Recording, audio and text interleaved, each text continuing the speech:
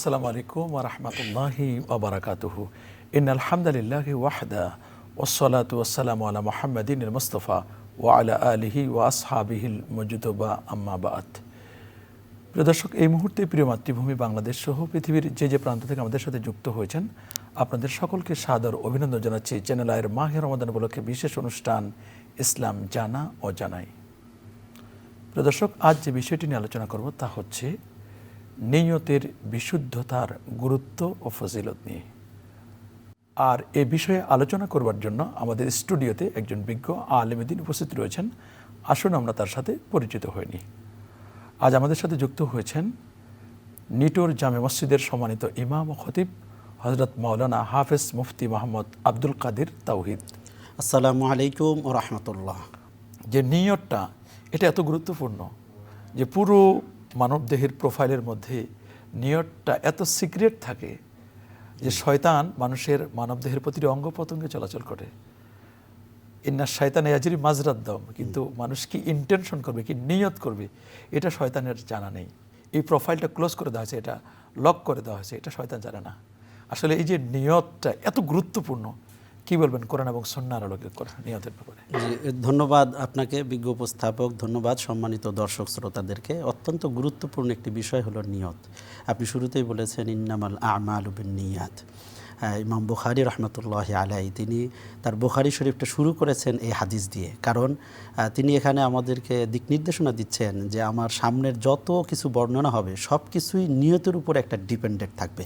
কারণ নিয়তের কারণে একটা কাজ সওয়াবে পরিণত হয়, আবার ওই একই কাজ নিয়ত যদি গরমিল হয় তাহলে নেকির পরিবর্তে গুনাহ হওয়ার সম্ভাবনা থাকে যদি নিয়তটা হয় গরমিল, অর্থাৎ নিয়তটা যদি ইখলাসপূর্ণ না হয়, আল্লাহর জন্যই না হয়। ওয়ামা উমিরু ইল্লা লিয়াবুদুল্লাহ মুখলিসিনা লাহুদ্দিন।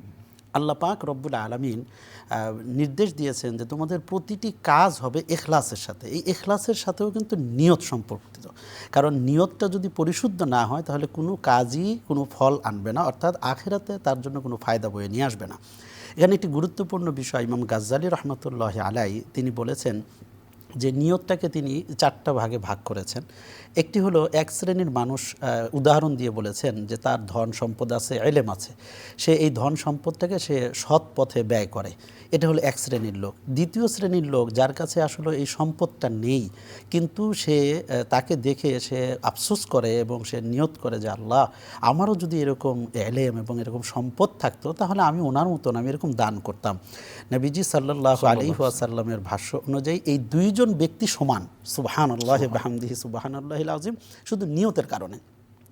অপরদিকে একজন ব্যক্তির কাছে যে ধন সম্পদ আছে, কিন্তু সে ধন সম্পদটা অন্যায় কাজে ব্যবহার করে, হারাম কাজে ব্যবহার করে, মানুষের ক্ষতি করার কাজে ব্যবহার করে এবং মানুষের প্রতিনিয়ত মানুষকে শুধু কষ্ট দিয়ে থাকে।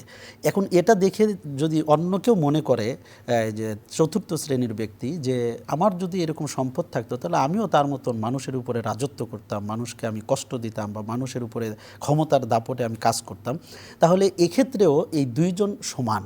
সেই ক্ষেত্রে উনি এই অন্যায় করার কারণে যত গুনাহ সে অর্জন করছে সমস্ত গুনার একটি অংশীদার শুধুমাত্র নিয়তের কারণে তার আমলনামায় জমা হবে। তাহলে নিয়তটা কত গুরুত্বপূর্ণ যে আমরা প্রতিটা কাজ করার ক্ষেত্রে আমাদেরকে নিয়তটা হতে হবে পরিশুদ্ধ। এখন উদাহরণস্বরূপ আমরা নামাজ পড়ি, সেখানে আমাদের নিয়তের বিশুদ্ধতা থাকবে। আমরা দান করব, জাকাত দিব, আমরা গরিব দুঃখীদেরকে সাহায্য করব, আমরা পোল, কালভার্ট, ব্রিজ এগুলো আমরা বানাবো, মানুষকে যত ধরনের সহযোগিতা আমরা করি না কেন প্রত্যেকটি জায়গায় নিয়তটা হতে হবে শতভাগ আল্লাহর জন্য, যে আমি এটা দুনিয়ার কোনো প্রতিদান চাচ্ছি না। যতটুকু নিয়ত থাকবে যে আমি এতটুকু আল্লাহর নির্দেশও চাই, আল্লাহর সন্তুষ্টিও চাই, আবার মানুষও একটু আমাকে ভালো বলুক এটাও চাই। আল্লাহ রাসূল সাল্লাল্লাহু আলাইহি ওয়াসাল্লামের কাছে সাহাবী এসে বললেন, ইয়া রাসূলুল্লাহ, ইয়া হাবিবাল্লাহ, আমি দান করতে আমি পছন্দ করি এবং দান করতে ভালোও লাগে, তো মানুষও আমাকে যে দানবীর বলে এটাও আমার কাছে ভালো লাগে, তো মানুষ তো বলতেছে এতে সমস্যা কি? যদি কেউ বলে তাহলে কোনো কি সমস্যা আছে? নবীজি বললেন যে এটাই তো শিরক, যে তুমি মানুষের সন্তুষ্টিও কামনা করো। তাহলে এই ক্ষেত্রে আমাদেরকে খুব গুরুত্বপূর্ণ বিষয়টি খেয়াল রাখতে হবে। সম্মানিত দর্শকদেরকে আমি বলবো আপনার মাধ্যমে যে আমরা যতগুলো কাজ করব পৃথিবীর জমিনে, কাউকে যদি টাকা ধার দেই অথবা কাউকে যদি কথা বলে সহযোগিতা করি, অথবা একজন ব্যক্তি অনুপস্থিত তার ব্যাপারে আমি যদি ভালো কোনো কথা তার ঊর্ধ্বতন কর্মকর্তাদের কাছেও বলি, সেটাও আমি তার কাছে গিয়ে বলবো না যে ভাই আপনার নামে অনেক প্রশংসা আমি যে আপনার বসের কাছে করে এসেছি।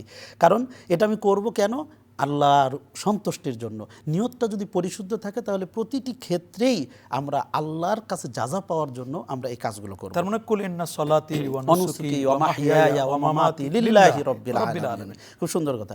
তাহলে এই প্রতিটি কাজ হবে নিয়তের জন্য। রাসূল আরবি সাল্লাল্লাহু আলাইহি ওয়াসাল্লাম তাবুক যুদ্ধে যাওয়ার পরে নবীজি বললেন যে সাহাবীরা তোমরা শোনো, আমরা এখানে এই যে মরুভূমি পার হয়ে আসলাম, আমরা এই জায়গায় ক্ষুধায় কষ্ট করলাম, পায়ে হেঁটে কত কষ্ট করলাম, আমরা এতে যত পরিমাণ সওয়াব পেলাম এর সম পরিমাণ সওয়াব মদিনায় আমাদের কিছু ভাই বসে বসে পাচ্ছে। সুবহানাল্লাহ। সাহাবায়ে কেরাম বললেন ইয়া রাসূলুল্লাহ এটা কিভাবে সম্ভব? কারণ তারা তো আসে নাই, তারা তো এই কষ্ট করে নাই। নবীজি বললেন যে শোনো, তারা আসে নাই ওজরের কারণে, তারা আমাদের সাথে আসতো যদি তাদের ওজর না থাকতো, তাহলে এই যে তাদের নিয়তটা ছিল ভালো, যে তাদের আসার ইচ্ছাটা ছিল, কাজে আমরা যত সোয়াব পাচ্ছি সব সোয়াব তারা ওখানে বসে পাচ্ছে। সম্মানিত দর্শকদেরকে আমি বলবো যে ওয়ালাইসা আলাইকুম জুনাহুন, আল্লাহ পাক রব্বুল আলামিন বলেছেন তোমাদের জন্য গুনাহ হবে না ওইটুকু যেইটুকু তোমরা অনিচ্ছাকৃতভাবে করে ফেলেছো, কিন্তু তোমাদের মনের নিয়ত ছিল, সংকল্প ছিল দৃঢ়, ওইটা নিয়ে তোমরা যা করবা সব কিছু তোমাদের জন্য গুনাহ হবে যদি তোমরা ভুল কাজ করো, অন্যায় কাজ করো। তাহলে এখানেও কিন্তু একটা কলবের একটা নিয়তের ব্যাপার পরিস্ফুট স্পষ্ট। কুল্লু ইয়ামালু আলা শাকিলা, প্রত্যেকটা কাজকেই আমাকে এখানে যে বিশুদ্ধ নিয়তের সাথে করতে হবে। এখন আমরা যদি খেয়াল করি আমাদের বাংলাদেশের প্রেক্ষাপটে না, আমাদের প্রত্যেকটা মানুষের ব্যাপারেই আমরা যদি কোনো মানুষকে ধার দেই, আমরা নিয়ত চিন্তা করি যে আমি ওকে যদি 10,000 টাকা ধার দিই তো কয়েকদিন পরে ও আমাকে 50,000 টাকা ধার দিবে। আজকে যদি ওর একটা বিপদ হয়েছে আমি তার পাশে দাঁড়াই তো কয়েকদিন পরে ও আমার বিপদে এসে দাঁড়াবে। তার মানে কর্জে হাসানাটা আমাদেরকে দিতে হবে, তাও আমার ভালো নেক নিয়ত থাকবে সব। আল্লাহ রাসূল সাল্লাল্লাহু আলাইহি সাল্লাম বলেছেন যে দান করার চেয়ে কর্জে হাসানা দিলে 18 গুণ সওয়াব বেশি। তাহলে সেটাও আমি যে একজন ভাইকে সহযোগিতা করব আখিরাতে যাজার জন্য, আল্লাহর সন্তুষ্টি পাওয়ার জন্য। আল্লাহর সন্তুষ্টি পাওয়ার জন্য আমরা করতে। আমি আপনার কাছে একটু জানতে চাই, এই যে নামাজের নিয়ত, রোজার নিয়ত, একটা তো হলো নিয়ত করা, আর হলো নিয়ত পড়া। তো নিয়ত করা তো ফরজ, জি, আর পড়া অনেকে এই যে নাওয়াইতু নুসাল্লি লিল্লাহি তাআলা এগুলো বলা, এটাকে বিদআত বলে, এটা খারাপ বলে, আসলে কি বলবেন আপনি? না, এটা তো বিদআত বলার কোনো সুযোগ নেই, কারণ মুখে বলার দ্বারা করা আর বলা যদি যখন মুখে আমি বলবো তখন এটা মজবুত হয়ে যায়, এবং মনের নিয়তের সাথে মুখে বললে এটা মজবুতিটা বাড়ে, এটা মুস্তাহাব। এটাকে কখনোই বিদআত বলার কোনো সুযোগ নেই। বিদআত হলো সর্বোচ্চ বিদআতে হাসানা, বিদআতে হাসানাও হতে পারে, কিন্তু তারা কেন বলে এটা আমাদের বোধগম্য নয়। তারা আসলে মানুষকে কনফিউশনে ফেলার জন্য এই কথাগুলো বলে। কিন্তু আমার দর্শক ভাইদেরকে আমি বলবো যে আপনারা এগুলো নিয়ে কনফিউশন হবে না। আপনার মতন বা এই বাংলাদেশে প্রখ্যাত আলেমে দ্বীন রয়েছেন, তারা তো এগুলো কোরআন সুন্নাহ খুলে খুলে বলছেন। অতএব এইখানে যে নিয়তটা করতে হবে আমরা যদি পারি মুখে বলবো। আবার অনেক সময় দেখেন কেন মুখে বলতে হবে, আমরা নামাজের সময় অনেক সময় যে দাঁড়িয়ে গেলাম, কিন্তু কিছুক্ষণ পরে মনে হলো যে আসলে কি নামাজ পড়তেছি। যদি আমার মুখে বলার অভ্যাসটা থাকতো তাহলে কিন্তু ওই কনফিউশনটা এখানেই দূর হয়ে যেত নামাজটা শুরুর আগেই। তার মানে কনফিউশন দূর করার জন্য আমাদের মৌখিক নিয়তটা জরুরি, এটা লাগবে। ধন্যবাদ আপনাকে। তাহলে নিয়তের কারণে অনেক সময় আমরা কিন্তু একটা মুবাহ কাজ, একটা বৈধ কাজ, এটা সওয়াব হয়ে যায় শুধু নিয়তের কারণে। এই জন্য আমাদের নিয়তটা, আমাদের ইন্টেনশনটা, এটাকে গ্রো করতে হবে। আমি বাসা থেকে বের হয়েছি, আমি জুমার নামাজ পড়তে যাচ্ছি, দ্যাটস এনাফ, নিয়ত কিন্তু হয়ে গেছে। তারপরে যদি আমি নিয়তগুলো পড়ি নাওয়াইতু নুসাল্লি লিল্লাহি তাআলা, অথবা রোজার ক্ষেত্রে যদি বলি নাওয়াইতু আসুমা গাদান, এই শব্দগুলো যদি উচ্চারণ করি, এখানে ওলামায়ে কেরামের দুটো দল আছে। একদল বলছেন এটা সুন্নাহ হবে, আরেক দল বলছে এটা মুস্তাহাব হবে। তবে ফাতোয়া আলমগীর এবং ফাতোয়া শামীর মধ্যে যেটা আসছে ইন্না তালাফফুজান নিয়া, নিয়ত উচ্চারণ করে পড়া, এটা বিদআতে হাসানা বা মুস্তাহাব বলেছেন। আমরা যেন নিয়তগুলো একটু স্মরণ করি, নিয়তগুলো যেন পড়ি। পড়া হচ্ছে মুস্তাহাব আর নিয়ত করা হচ্ছে ফরজ। আমরা যেন নিয়ত করতেও পারি, পড়তেও পারি। আল্লাহ আমাদের সবাইকে কবুল করুন। আজ এ পর্যন্তই। আসসালামু আলাইকুম ওয়া রাহমাতুল্লাহি ওয়া বারাকাতুহু।